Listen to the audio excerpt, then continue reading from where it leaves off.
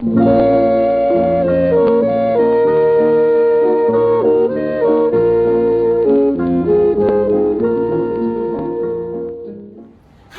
selamat datang kembali di podcast kami, Podcast Hidden History. Perkenalkan, saya Gusti Agung Ayu Wiralaksmi Devi, ditemani teman saya. Halo, aku Amanda. Kali ini kita kedatangan tamu yang ganteng-ganteng dan cantik. Kenalin diri dulu dong.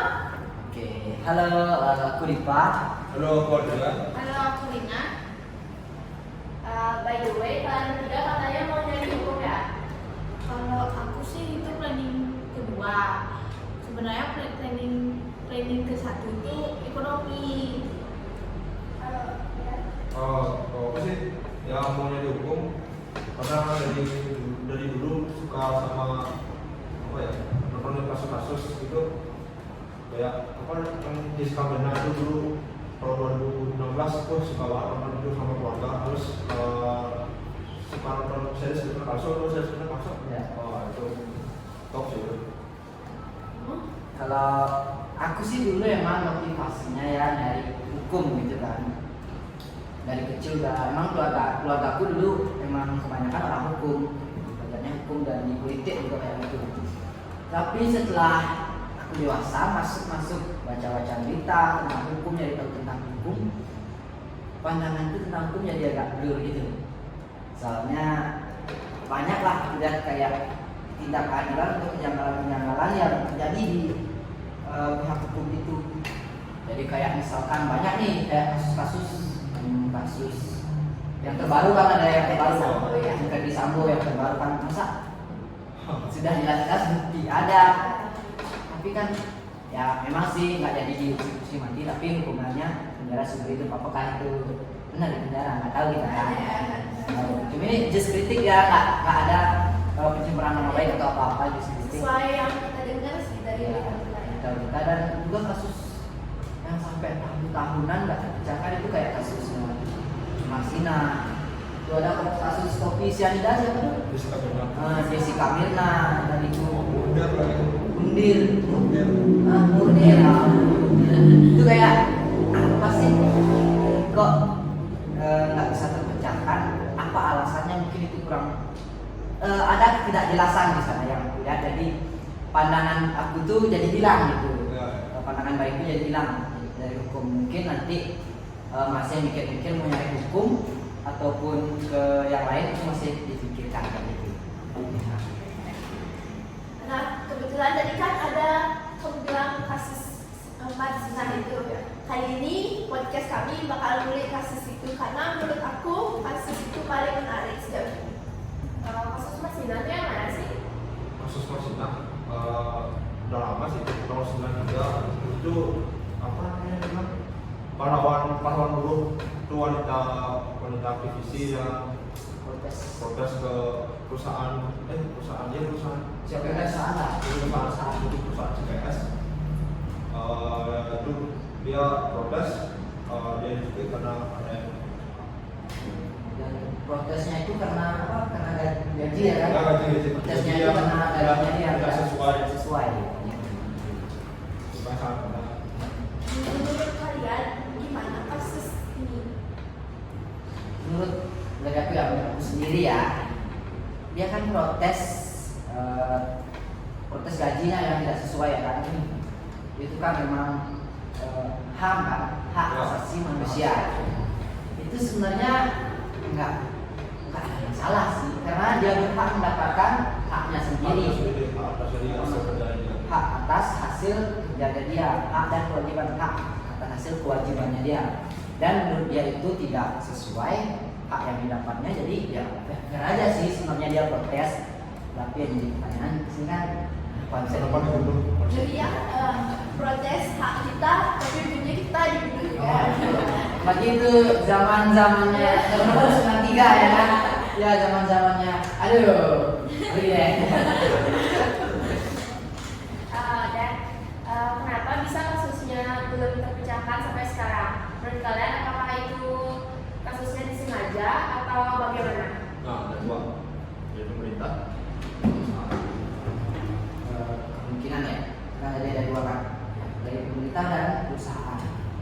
soalnya itu tahun-tahun yang agak gimana ya, tahun-tahun yang agak emang banyak kasus yang seperti itu yang terjadi ya. Itu waktu itu tahu lah siapa pemimpinnya. Tahu kayak dan Ya, nggak usah disebut lagi. Banyak kasus lain juga ada waktu dia memimpin kan, kayak kasusnya pembunuhan di Malaysia itu kan nggak, yang susah lah dipecahkan. Kayak itu mungkin ya, kemungkinan ada 2 kasusnya itu.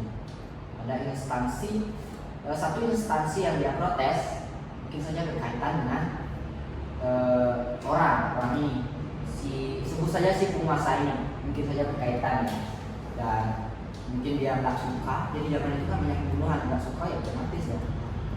Tapi sebenarnya nggak ada salah sih dia protes kayak itu ya kan. Kalau dari pemerintah, kalau dari perusahaan sendiri ya bisa aja lah perusahaan itu, pemilik perusahaan tidak senang lah diprotes. Sampai karena kan si Marsina ini melakukan mogok kerja bersama rekan-rekannya. Nah, siapa yang nggak suka kalau perusahaannya diam karena protes ya, harusnya. Berarti kasusnya sampai sekarang belum dipecahkan ya? Belum. Dan kalau dibilang dari perusahaan bisa juga masih bingung juga karena di luka tubuhnya dia itu makanya ada dulu dan kau sendiri lah. Histori Indonesia itu Katanya zaman itu kan yang punya alat-alat seperti itu cuma penguasa aja Cuma ya, penguasa. kalau kebaca waktu ya, itu. dan senjata di Indonesia itu nggak sebebas di Iya. Amerika. Artinya ada hukumnya lah, ada hukumnya. Terus yang menjadi pertanyaan selanjutnya, mengapa jasadnya bisa ditemukan di Nganjuk, sementara Marsina menghilang di Tugu Kuning? Di bawah mobil kayaknya. Kalau di bawah mobil Dasarnya tuh berjalan sendiri. nggak Oh, sampai. sorry ya. Kalau di bawah mobil kan seharusnya itu ngelacaknya gampang ya, Oh. gampang, ada pas-pasnya, ada bekas, ada bukti. Kalau ini hukumnya bergerak dengan cepat. Tapi ini menarik nih, menarik. Kenapa jasadnya ditemukan di Nganjuk? Apa sih motif dari pembunuhan orang yang membunuh itu? Apa sih motifnya? Kalau emang benar pembunuhannya itu direncanakan, kalau emang dia juga takut dengan hukum ya, seharusnya nggak dibuang gitu aja. Kan ngelacaknya gampang dong. Biasanya yang itu tidak super tuh pakai cairan asam sulfat. Asam sulfat itu kalau pakai dicairin jadi cuma darah aja. Hancur. Tapi itu yang menjadi pertanyaan, kenapa seberani itu membuang mayatnya di sana gitu loh? Orang yang membuang kayak bikin sayang gitu ya. Nggak, Tahu juga ya. Bisa jadi bro. bisa jadi. Mungkin orang yang membuang itu kalau nggak punya backingan yang kuat, backingan dari hukum yang kuat juga nggak berani membuang. Oh iya, uang juga kadang-kadang kebuang gitu aja. Tapi dia punya uang, dia punya kuasa. Benar itu benar. Artinya dia membuang itu tak bakalan berani, kecuali ya, itu dari 2 faktor, dia punya perlindungan dari hukum dan salah satu penguasa pada saat itu. Gitu. Ya, berarti di sini menyangkut tentang pelanggaran HAM. Nah, itu termasuk Undang-Undang Pasal 8I Ayat 1 yang isinya hak untuk tidak disiksa dan hak untuk tidak berpendapat. Ya, kalau mulai dari ke undang-undang itu yang jadi orang besar itu apa ya? Yang duduk sana kan? Yang terdakwa, Yang terdakwa itu di hukumnya juga sesuai hak asasi manusia, kayak sebelum disimpan rokok, kayak disiksa selama 7 hari, gimana bisa gila orang biasa dihidupkan. Zaman serem aja. Oh, semangat. Katanya zaman enak. Enak. Kalau ada lah. Itu lah kembali lagi dari sini juga nggak ada proses proses. Jadi ngebingungin gitu loh, yang mana yang benar, mana yang salah, apa yang kok. Cuman ada di uang itu aja, penguasa aja.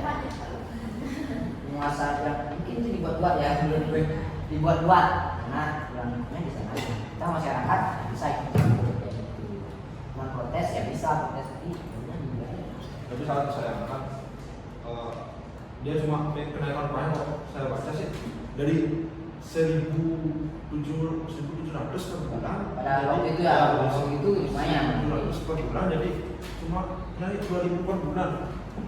Kan? Berarti lagi 300 rupiah kan?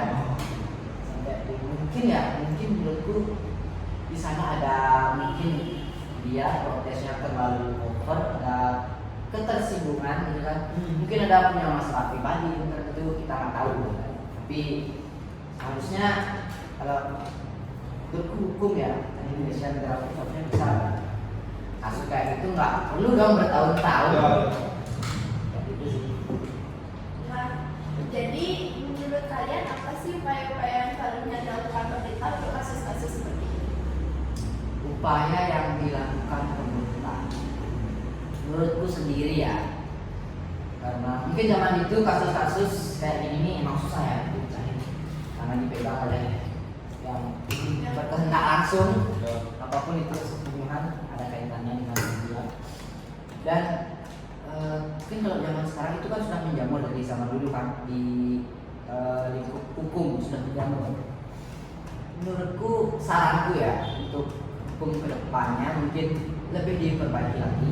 Apalagi Indonesia ini sudah berani mengklaim dirinya sebagai negara hukum. Seharusnya itu kalau udah berani mengklaim seperti itu sebenarnya udah terstruktur tuh. Jangan hanya kayak sekarang. Sekarang kan hukumnya yang banyak apa-apa dikasih hukum, ini dikasih hukum, Ya. itu dikasih hukum. Malahan yang kayak cuma curi kayu bakar pun masih. Ini kayak bakar. Apalagi itu nanya-nanya kan. Sedangkan pelaku korupsi ya ya mungkin itu harus dibenahi gimana ketika sudah berani mengklaim dirinya sebagai negara hukum, berani membebani rakyatnya dengan hukum, seharusnya itu harus dipertanggungjawabkan. Tanggung jawabnya juga harus benar-benar benar-benar serius tanggung jawabnya. Jangan cuma hanya bikin hukum inilah itulah, semua dikasih hukum, rakyat dibebani dengan hukum tapi tanggung jawabnya tidak ada. Itu harus dibenahi. Apalagi kayak negara, kalau dibandingin ya sama negara Amerika, kalau pembunuhan kayak gitu Langsung jadi. jangan jauh-jauh dulu. Kasus yang baru-baru aja deh, pembunuhan kayak itu, apalagi udah ada bukti yang jelas, seharusnya itu membutuhkan waktu berapa hari, mungkin berapa jam ya kalau udah ada bukti itu selesai. Nggak ada sampai bertahun-tahun, puluhan tahun ya, puluhan tahun itu nggak ada kalau di luar. Apalagi negara luar itu kan nggak ada yang mengklaim dirinya sebagai negara hukum kok. Ya kasusnya di Malaysia Indonesia itu cepat banget. Cepat banget selesai, itu cuma berapa harinya udah selesai. Karena malu lah negara kita sebagai negara hukum, hukumnya kayak gitu ya, malu lah. Itu sih. Nah, ada nggak sih pesan-pesan buat yang calon-calon mau jadi hukum kayak ada ya? Gimana ya? Pesannya itu sih, aku pesannya satu buat orang-orang yang mau lanjut ke hukum. Dan dengerin buat yang mau lanjut ke hukum silakan. Jangan cuma taunya uang gitu aja.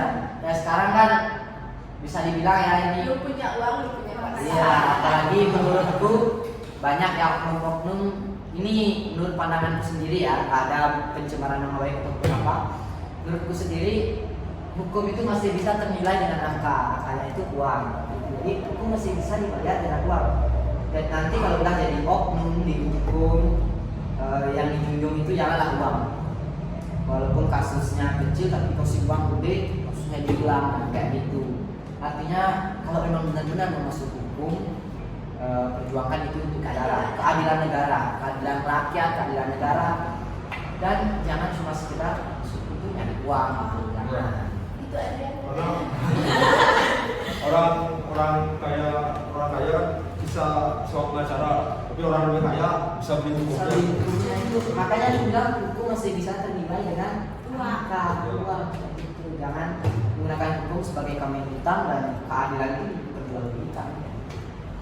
Oke, kalau gitu karena waktu kita juga terbatas, sampai jumpa di podcast selanjutnya. Dadah.